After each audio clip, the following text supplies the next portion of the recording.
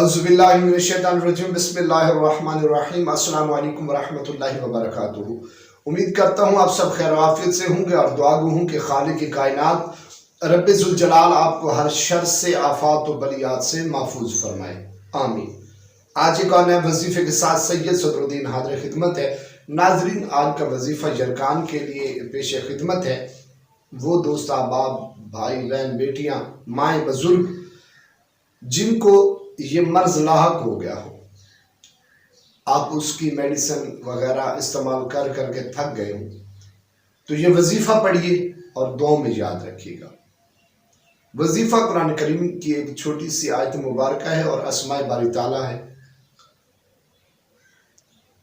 समात फरमाइए और इस वजीफ़े से फ़ायदा उठाइए। तो आयत मुबारक जो मैं आपके सामने तिलावत कर रहा हूँ, नाजरीन पेन पेंसिल और कागज़ अपने पास रख ले। ये आयत मुबारक आप लिख ले। बिस्मिल्लाहिर्रहमानिर्रहीम। यख़रुजु मिन बुतूनिहा शराबुन मुख्तलिफून अलवानुहु फीही शिफ़ाउन लिन्नास। इस आयत मुबारक को आपने 21 मरतबा मस्जिद या आब ज़मज़म शरीफ के पानी के ऊपर पढ़ना है। इसके साथ साथ इसमें बारी ताला या शाफियू के जो आदाद है वो 391 बनते हैं, 391। तो इसको आपने 391 मरतबा ही तिलावत करना है। अव्वल और आखिर में 3 बार आपने दुरूद शरीफ पढ़ लेना है।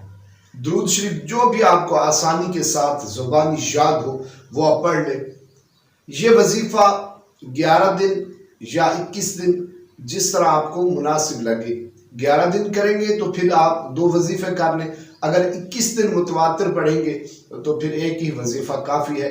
और अगर आप मेडिसिन वगैरह को यूज़ कर रहे हैं इस हवाले से, तो उसके ऊपर भी पढ़कर आप वो मेडिसिन वगैरह यूज़ कर सकते हैं। तो इंशाअल्लाह अगर मेरे अल्लाह ने चाहा तो बहुत जल्द आपको शिफा होगी। मेरे चैनल को सब्सक्राइब कीजिएगा, अपनी ख़ास दुआओं में याद रखिएगा। इजाज़त दीजिए, अल्लाह हाफ़िज़ व नासिर।